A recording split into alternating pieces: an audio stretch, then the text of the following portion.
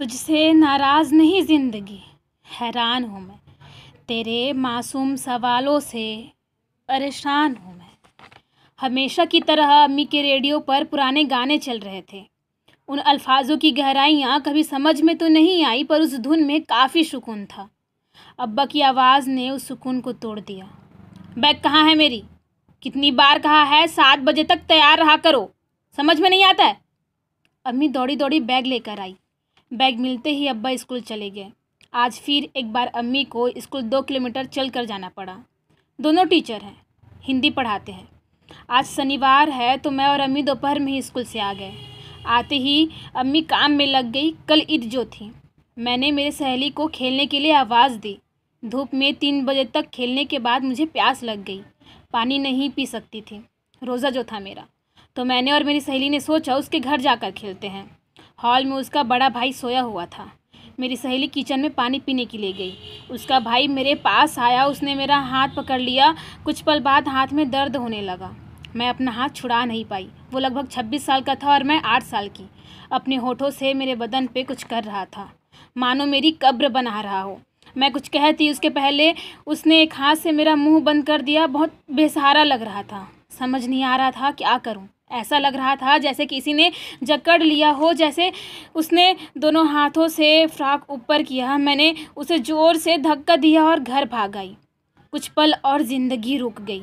बहुत गंदा लग रहा था, जैसे किसी ने मुझे एक कमरे में बंद कर दिया है और उस कमरे में कोई गटर का पानी फेंक रहा है। मैं मना कर रही हूँ, दरवाज़ा खोलने की कोशिश कर रही हूँ, पर कोई दरवाज़ा खोल ही नहीं रहा। और ऊपर से गटर का पानी और ज़ोरों से मुझ पर गिर रहा है। कुछ देर बाद अब्बा घर आए। हमेशा की तरह उनके आने की खबर उनके चिल्लाने की आवाज़ से आई। तैयारी हुई या नहीं? इतने सारे लोगों को बुलाया है मैंने, कल ईद है, तुम बस नाक कटवाने के काम करो। हमेशा की तरह अम्मी ने कोई जवाब नहीं दिया। अगले दिन ईद हुई, लोग आए। बहुत बात करने का मन कर रहा था, कुछ कहना चाहती थी मैं, पर अल्फाज नहीं थे। अम्मी पूरा दिन किचन में काम कर रही थी और अब्बा मेहमानों की मेज़बानी। कभी कोई मेहमान मुझे कविता सुनाने के लिए कहता तो कभी दीदी को उसका भाषण। फिर अब्बा की ओर देखकर कहते हैं, सब आप ही के तो गुण हैं लड़कियों में। और अम्मी किचन में शांत खड़ी रहती। मैंने अक्सर जिसके साथ बुरा हुआ है उसे चुप ही देखा है। दीदी कबड्डी खेलना चाहती थी, अम्मी अब्बा दोनों ने मना कर दिया। वो शांत हो गई। अम्मी सलवार कमीज़ पहनना पसंद करती थी, खुले बाल रखना पसंद करती थी। अब्बा ने मना कर दिया, वो चुप हो गई।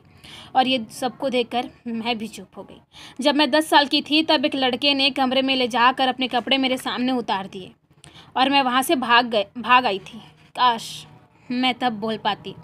जब मैं 13 साल की थी तब एक बस में एक बुजुर्ग ने कसकर मेरी कमर को पकड़ लिया था। काश मैं तब बोल पाती। मुझे हमेशा यही लगा रहा कि ये सब मेरी ही गलती है। मैं अपने आप से इतनी नफ़रत करने लगी थी कि कभी किसी और से मोहब्बत क्या, दोस्ती करना भी मेरे लिए बहुत मुश्किल था।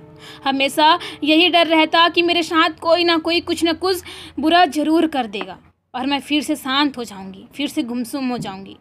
पर अब आज़ाद होना चाहती हूँ, बेखौफ जीना चाहती हूँ। शायद इसी कहानी के ज़रिए थोड़ी आबाद होना चाहती हूँ, ताकि किसी दिन कह पाऊँ, एक नन्ही सी कली थी, फूल बनने के पहले ही मुरझा गई, आज भी पानी डाल रही हूँ, एक दिन खिल जाएगी ज़रूर। शुक्रिया।